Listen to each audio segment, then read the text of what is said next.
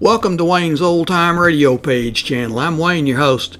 These programs are brought to you by support of our listeners. You can give your support at Patreon or PayPal, either one. There's clickable links in the description below. Thanks for your support and enjoy the shows. If you'd like for me to get you a shout out, there's a link to PayPal in the description below. Leave us a donation. We'll get it up here for you. Just tell us who you want it to. You, a friend, a girlfriend, a wife, spouse, whatever. And we'll get it up here.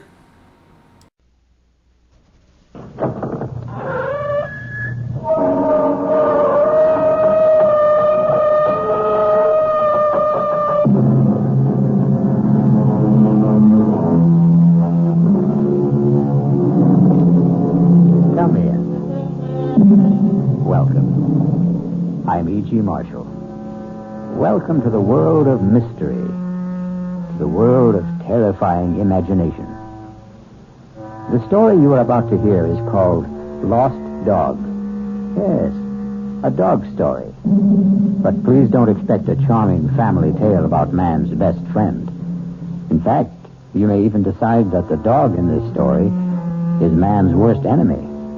It all depends on whether or not you share the particular terror of our heroine, Miss Julia Smollett. Get it out! Get it out of here, please! Please, George, take him away! Give me a dog, for Pete's sake. There's nothing to hurt you. Get it out! George! Please!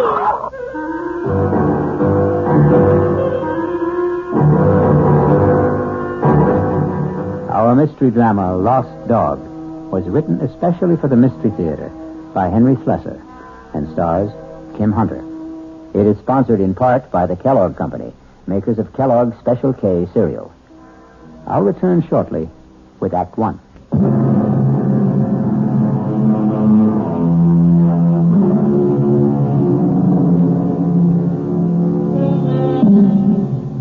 Our story begins in the quiet parlor of a small suburban house at the end of Elm Street. Well, not completely quiet, since young Ronnie Hughes is once again practicing his scales under the gentle, watchful eyes of his piano teacher, Mrs. Julia Smollett.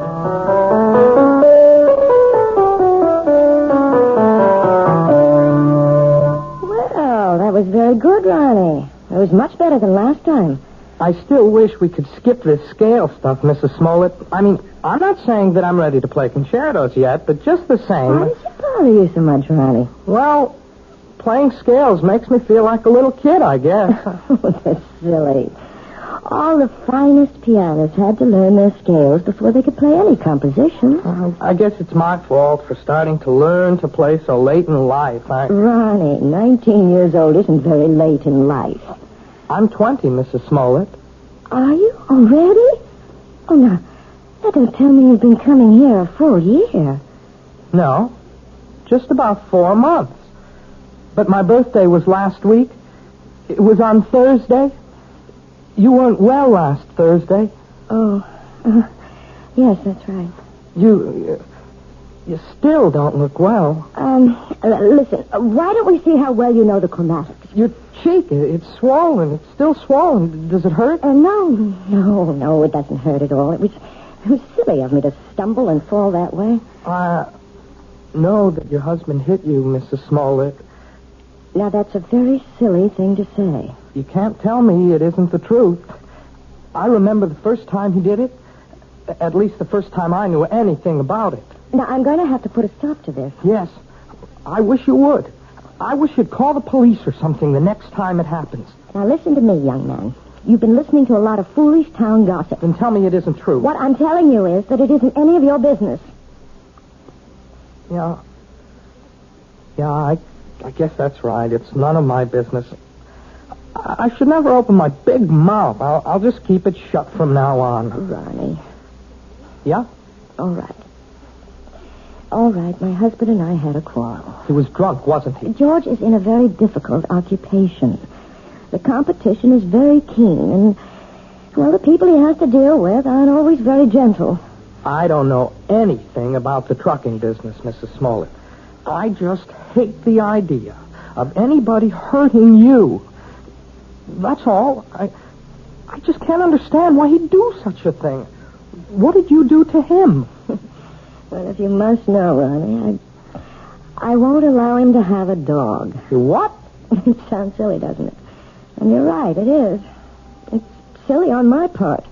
But I'm absolutely terrified of dogs. And unfortunately, my husband wants one. He wants one very much. And that's why he hit you? Well, the argument goes back a very long ways, almost since George and I were married 7 years ago. Well, it wasn't much of a problem when we lived in the city. George didn't have his trucking company then. He was just a driver. But when he got the chance to buy into a firm out here, well, we bought this house. And I guess having a house in the country made George think about dogs and things.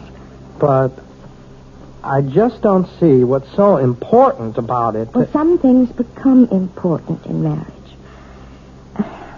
Oh, now, just look what all this talk has done to the time. It's after 6:30. My husband's going to be home in half an hour, and I haven't even started dinner. Will he beat you for that, too? Ronnie, if you keep talking this way, well, I just don't think it would be wise to continue giving you lessons. You don't mean that. I'll see you on Thursday, Ronnie. Yeah. Sure. Bye, Mrs. Smollett. Goodbye, Ronnie. And happy birthday, Ronnie.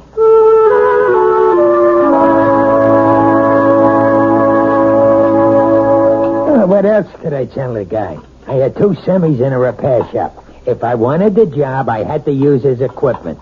Well, fine. Only nobody was going to hook me for a $500 premium. Hey, are you listening, Julia? Yes.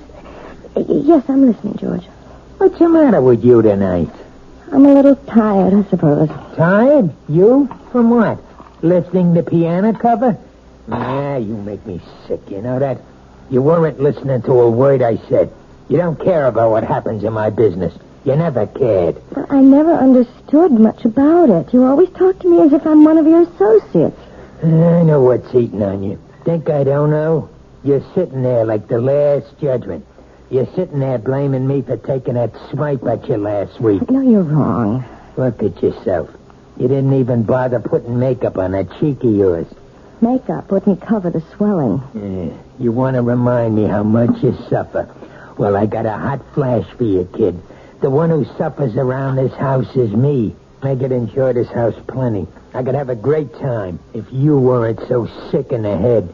You're talking about the dog again. Why not? You think I forgot? But surely it can't mean that much to you. I've had dogs ever since I was 6 years old.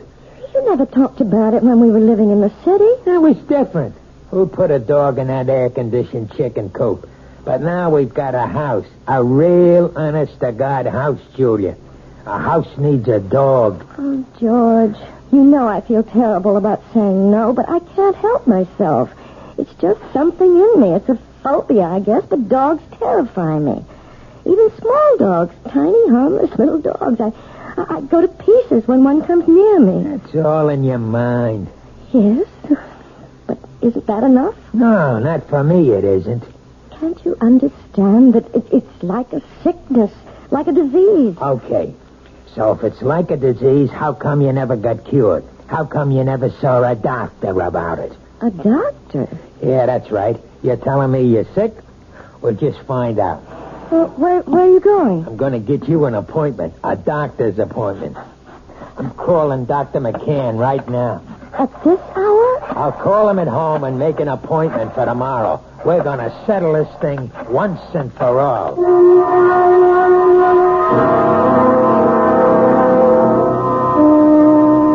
Well, Julia, maybe I'm the wrong kind of doctor. What do you mean? Well, if you're serious about getting rid of this phobia, that would take a specialist. You mean a psychiatrist? Oh, some kind of head doctor. I'm sure you realize that people who are afraid of certain things, well, they've usually had something happen to them in their childhoods, some traumatic experience or other that gets stuck in their mind like a burr and won't come out. Doctor, You know we couldn't possibly afford going through analysis. George's company isn't doing that well. He'd never stand for paying all that money week after week. Well, maybe you don't need all that couch stuff. Maybe there's something else you might try. Like what? Do you ever hear of hypnotherapy? You mean getting hypnotized by someone? Not just by someone. I mean someone who can put you under and maybe help cure you of this thing. I'm not saying it always works, but it does sometimes. Oh, I don't know. The thought sort of frightens me. Nothing frightening about it. It might be just the way to find out why you're really afraid of dogs.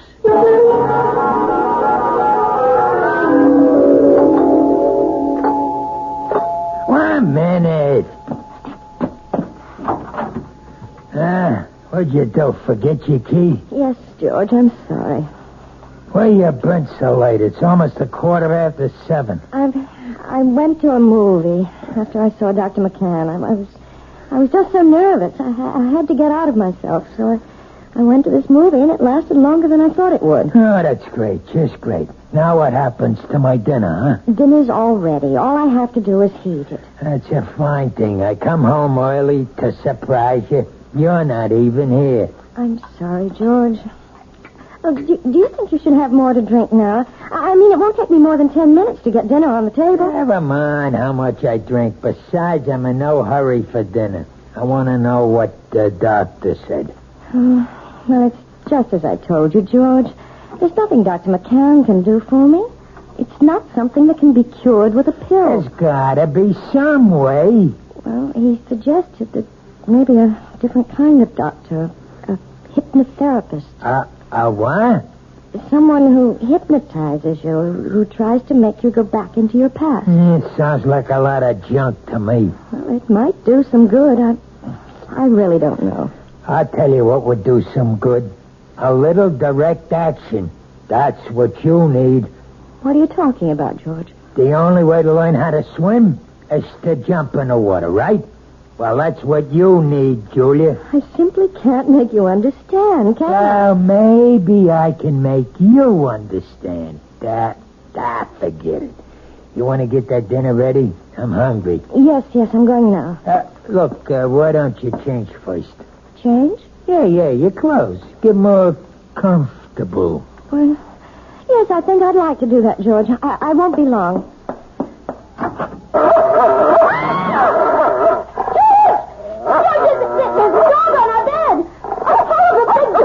Take it easy. That's my surprise. That's it. Tell her. Get him out of here. Please, George, take him away. It's only a dog, for Pete's sake. He's not going to hurt you. Get it out,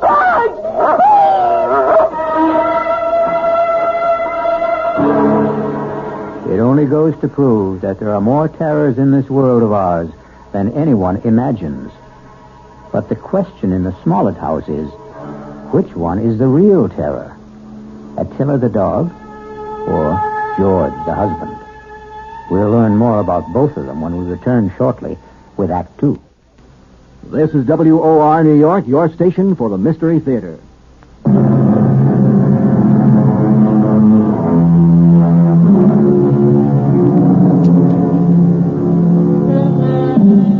Now let's return to the plight of Mrs. Julia Smollett, the woman whose nightmares take the shape of a barking dog. How long do you want me to board the animal, Mr. Smollett? I don't know. Until that wife of mine gets her head on straight, I guess. Beg your pardon? My wife doesn't like dogs. Took one look at Attila and screamed the house down. Well, some women get scared of Dobermans. This dog's only 6 months old, for Pete's sake. Practically a puppy. Can you board my dog until my wife gets through with her treatment? Treatment? I don't think I understand. Just give me a straight answer. Oh, yes, sir. Certainly. We'll take the dog for as long as you like. We'll see how long that is.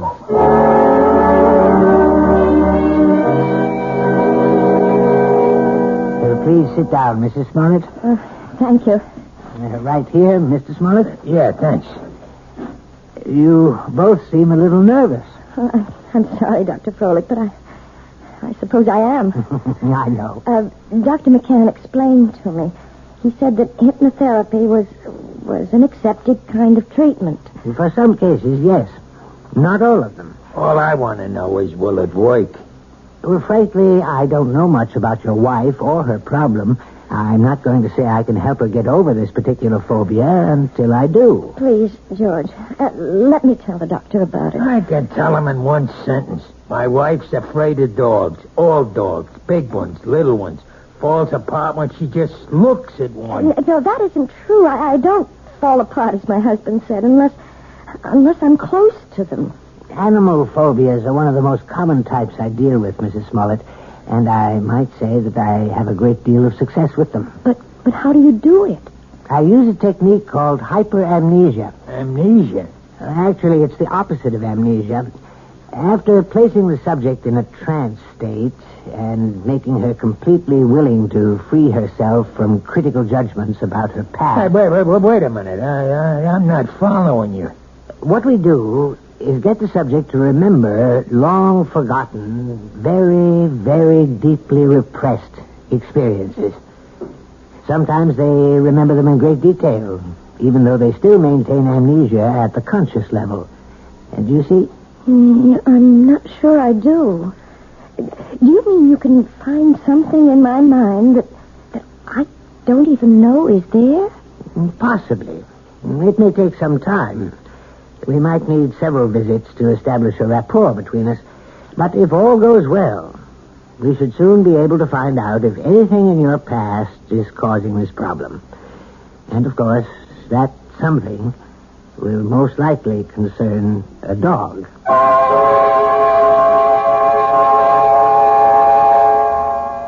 That wasn't one of Hank's longest passes, but it was a bullet right at Joe Flax, deep in enemy territory. George? 3 minutes left in the half. You home already? Whether or not the Raiders will try to go all the way. Well, what happened? How'd it go at Folix? It was all very strange. Oh, come on, let's hear it. Did he get you hypnotized or didn't he? Look, I just want to hang my coat up. Look, I'm missing a big game just because I want to hear. You might as well turn it on again, George, because all that Dr. Froelich did was what he called the first stages. What does that mean? I mean, well, he put me under all right. There wasn't any problem about that. Yeah, I figured that. Tell me what he said about the dog. He didn't say anything, George. Oh, what do you mean? Just that. He didn't start talking about my problem. That's going to have to wait until I'm more receptive. What's he trying to do? Keep stringing you along until he bleeds me dry? Those visits cost $50 each, you know that? I know it's expensive, but you're the one who insisted that I go. $50 a week plus kennel charges. A couple of months of that, and I'll be hocking half of my trucks. Look, you tell that guy to get down to business. It's only my second visit, George. Well, we better start seeing some results on number 3, understand? I'm not waiting any longer. There doesn't have to be a number 3. As far as I'm concerned, we can stop right now. What are you talking about? George, I don't want to do this thing. I hate being put under. I hate anybody poking around in my subconscious for something that isn't even important to me. You mean you want to be sick? I think I'll lie down for a while. Don't you walk out on me. I'm sure you'd rather watch a football game. Oh, tell me what to do. I know. You think I'm Mr. Lowbrow. But let me tell you something, kid. You're no fairy princess anymore. Maybe that's what you used to think you were back in the old days. But the only fairy around this house is that piano student of yours. I don't like to talk to you when you're like this. That's what you always say when I'm drinking. Well, I'm not drinking now. And you better listen to what I'm saying. Oh, please, George, don't touch me. Yeah, I knew that was coming next. Don't touch. That's your favorite phrase, night and day. Don't touch, George. You're hurting me. That's the only thing you understand. The only touch that means a thing to you. Let go of me. Stop being such an animal. I'll show you what animals do. No, George, please, don't. I'll show you what kind of an animal I am. I'll show you. Don't, George, please don't. Please.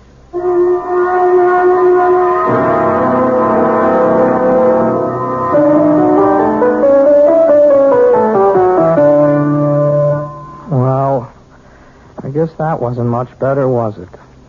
What? you didn't think much of the performance. I mean, it wasn't exactly Horowitz, was it? No, it was perfectly all right, Ronnie, really.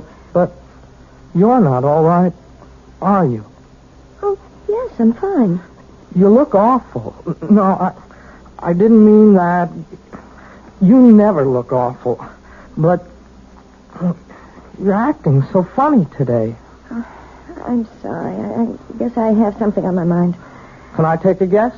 No. What you can take is the next page of this lesson. Listen, Mrs. Smoke. Look. Can I call you Julia? Oh, really, Ronnie? I know.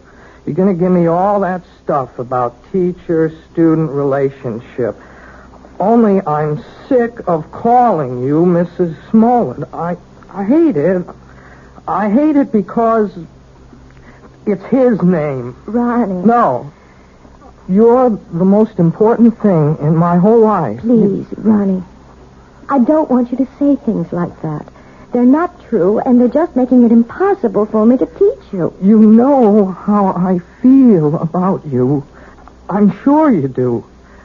You're just too smart not to have seen it. I know that you're 20 years old. Is that why you don't want me to talk about it?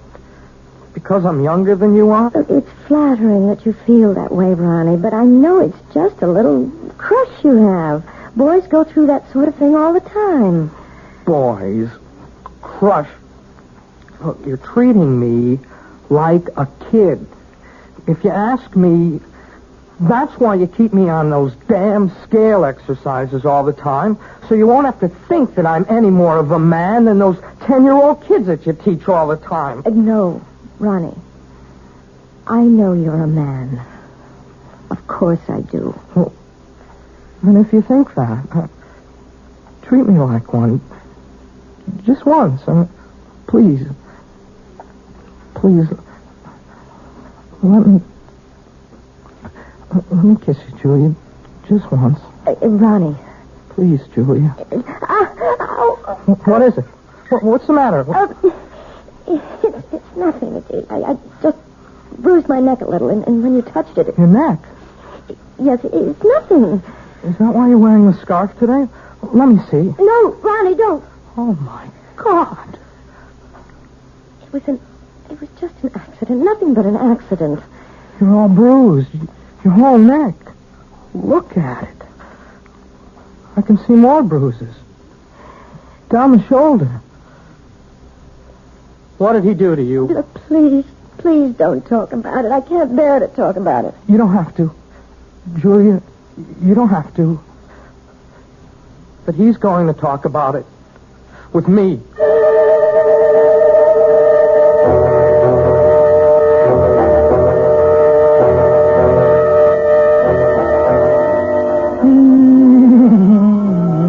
Hey, listen to that, will you? Doesn't that bring back memories? Hey, Julia. What? That song. We used to dance to it, remember? In the girl room, first year we were married. Hey, you want a drink? No, thanks. You're drinking enough for both of us. Makes me feel good. Yes, I know. I should think about wives. They ought to do what their husbands do.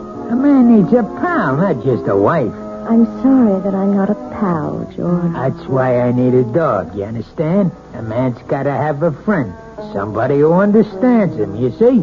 You really think that dog, what's his name, would understand you? His name's Attila. Attila. That's an awful name for a dog. A frightening name. Everything scares you, even names. Now, who the heck is that? I don't know. Hello, Mr. Smollett. Hey, what is this? Since when do you give piano lessons at night, Julia? Ronnie, what are you doing here? I didn't come for a lesson. I came to talk to Mr. Smollett. You want to talk to me? About what? May I please come in, sir? Yeah, sure. Come on, Sonny. Ronnie, you shouldn't have come here. I won't stay long. I just want to say something to your husband. Sure, kid. Go ahead. I wanted to say that I know what you're doing to Julia. I know how you've been hurting her. And I won't let you get away with it. What was Oh, that? Ronnie, Oh, no. look, even if she doesn't want to say anything about it, I will. You touch her again, I'll go to the police. I mean that. See, there are laws in this country. I think maybe I'm hearing things. I swear, Mr. Smollett, you ever hit her once more, you're going to go to jail. So I'm going to jail her, and you're going to put me there. Ronnie, I begged you not to do this. No. It's okay, Julie. I like hearing this. I mean, I want to know what the younger generation is thinking.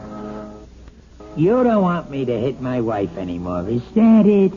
That's it. You sure you know the difference between hitting and just giving little love taps? Please, Ronnie, go. Go right now. I mean, maybe you made a mistake, kid. For instance, this is a love tap. Oh, George! Now, that's a love tap, Ronnie, baby. This is... Oh, George, stop it! Don't! Now, you see the difference, kid? You better be sure you know the difference before you talk to the cops. George! George, don't! Oh, no!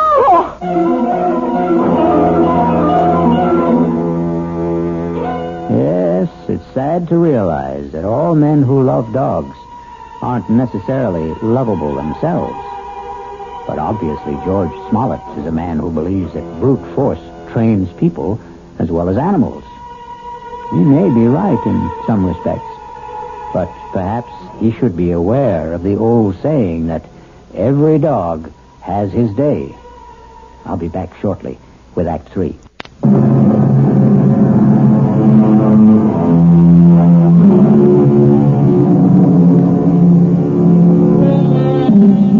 An important day has arrived in the life of Julia Smollett and her husband George, because Julia is on her way to the offices of Dr. Froelich, who has promised that this is the day which may bring her back to the forgotten days of her past, perhaps to the very day when she equated the word terror with the friendly eyes and wagging tail of man's best friend.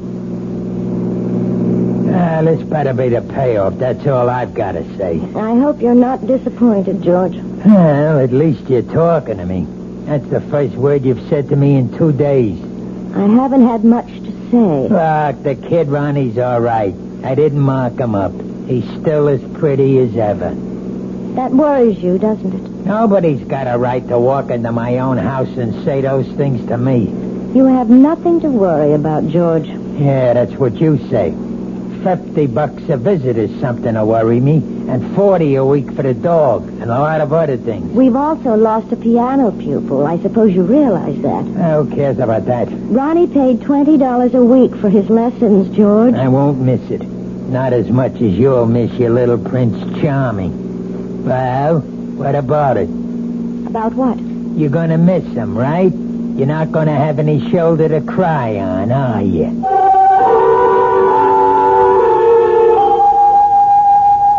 I think I'd better explain exactly what I plan, Mrs. Smollett. We're going to try something called age regression.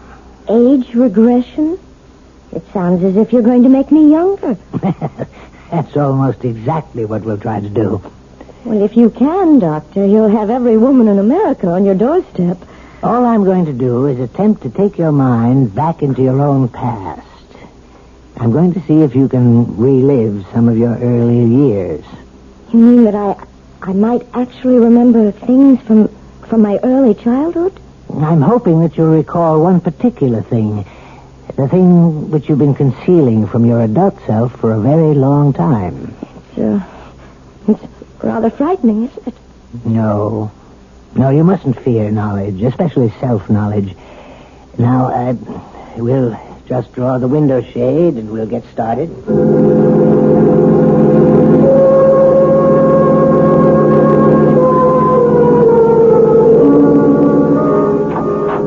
Mr. Smollett, would you like to come inside? Me?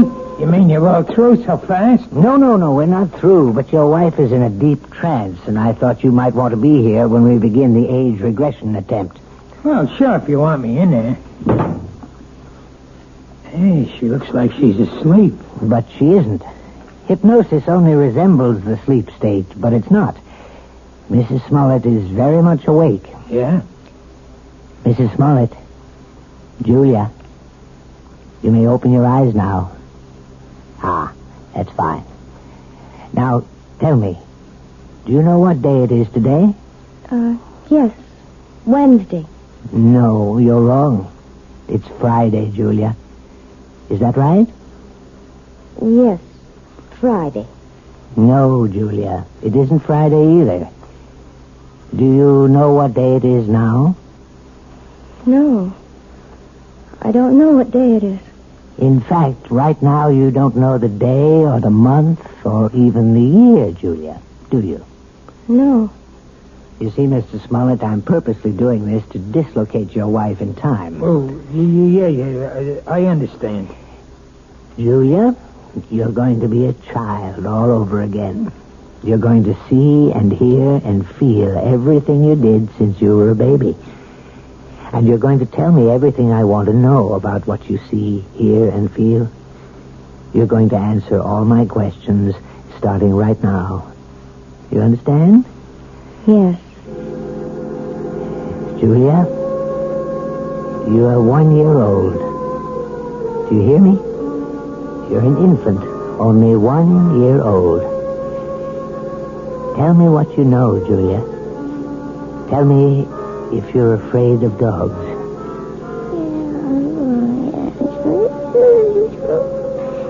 Oh, my God. You sound like a happy baby to me, Julia. I don't think you had any fear of animals when you were a little baby. Did you? Now you're 2 years old, Julia. You can probably say a few words now. Are you afraid of dogs? No. And now you're 3, Julia. You're growing up very quickly. Now you're a big 3-year-old girl. And are you afraid of dogs now, Julia? No. I'm not afraid of Bow Wow. You're 4 years old now, Julia. Tell me if you're afraid of dogs now. It's all right to shake your head as long as you tell me, Julia. Now you're 5. 5 years old. What? Still not afraid of dogs? No. I'm not afraid. Now you're 6, Julia. 6. This can go on forever. Please, Mr. Smollett. Not afraid at 6, Julia? Then let's be 7 years old. You're 7 years old. Still not afraid, are you? Now, what about 8? You're an 8-year-old girl now. Topper. What was that? Topper. Poor Topper. What's she saying? Julia, who is Topper? Is Topper a dog? Topper's my dog. Where is Topper now, Julia? Topper's dead. They put Topper away. Then they killed him, and it's all my fault. What's your fault? What did you do, Julia? No. It's his fault. It's Bobby's fault. Who's he, Julia? Is Bobby a friend of yours? I hate him. He teases me all the time. I'm glad I did it. I'm glad. Only don't kill Topper, please. Please don't kill my dog. Does all this mean something? Yes, it means a great deal, Mr. Smollett. Julia, now please listen. I want you to tell me all about Bobby and Topper. Bobby lives next door. He's 10. He teases me. He pulls my hair. He tore my dress. He put mud in my shoes, and he hit Topper with a rock. Mommy! What happened, Julia? Why are you calling your mother? What's happened to Bobby? He's killed him. He's killed him. Who? I warned him. I told him what I would do. I told him. Was it Bobby you warned?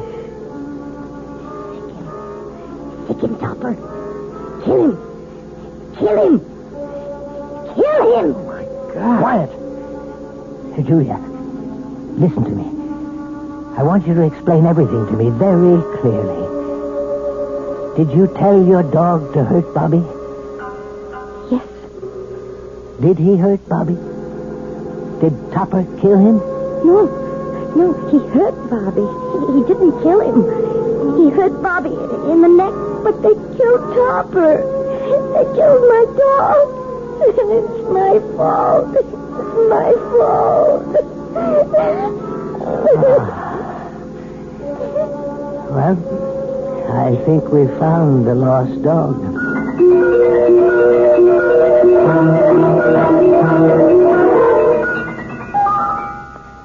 So, now you know, Mrs. Smollett. Now you may be able to understand. It was this one incident in your childhood, this one tragedy of your past innocence, which is responsible for your phobia. More than anything, you have a strong feeling of guilt.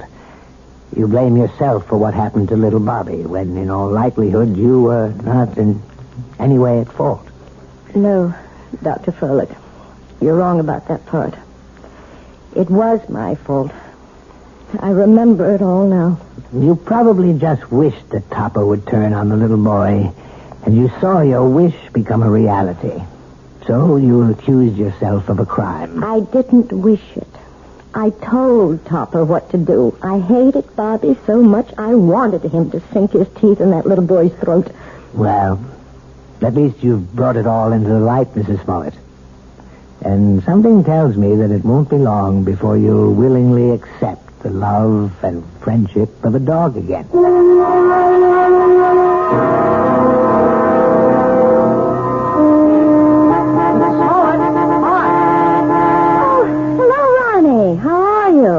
I'm okay, I guess. That looks like a brand new car you're driving. Oh, yeah, it is.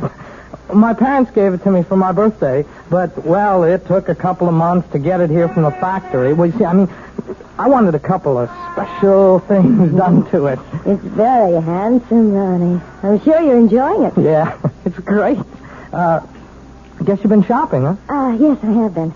Ronnie, maybe you'd like to come inside for a few minutes for some tea or something? I'm afraid I can't right now.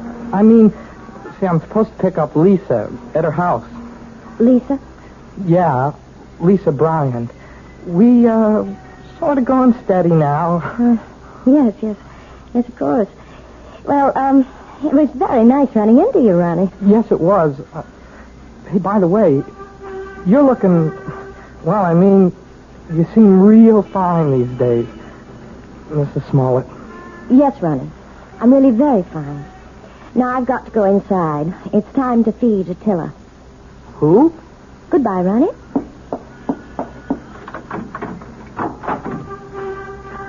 Attila! Where are you? Attila? Here, boy! Oh, where's that animal?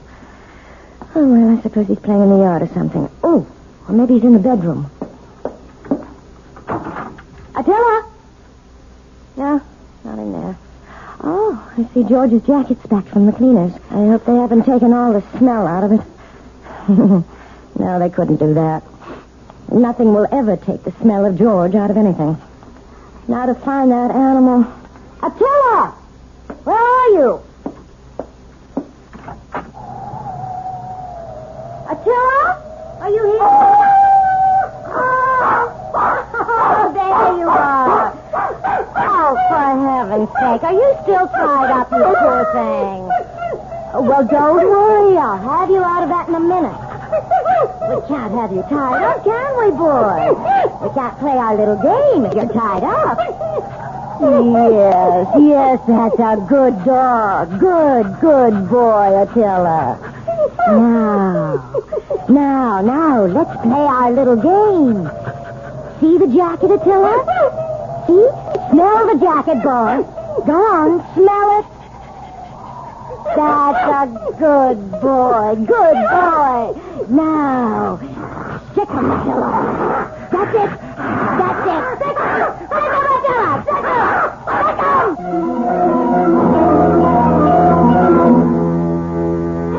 Who said a dog has to be man's best friend? Why not woman's best friend?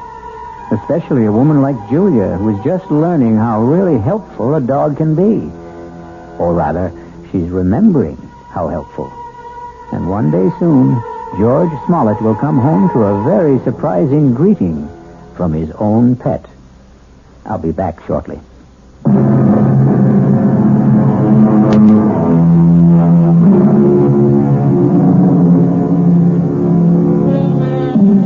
We hope we haven't given you the impression that we don't love dogs.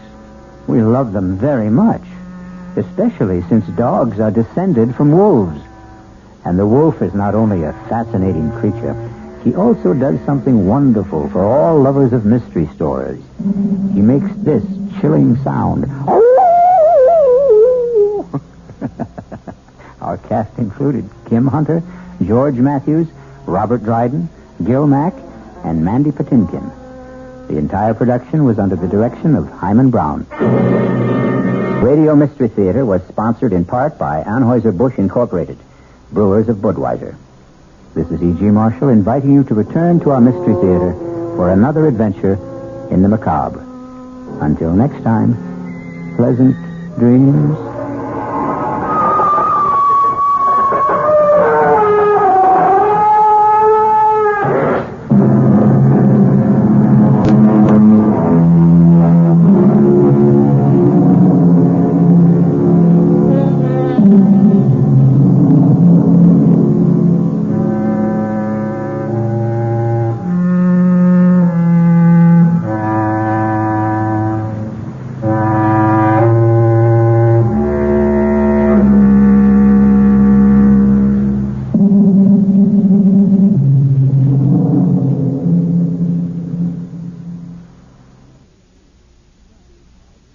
These programs are brought to you by support of our listeners. You can give your support at Patreon or PayPal, either one.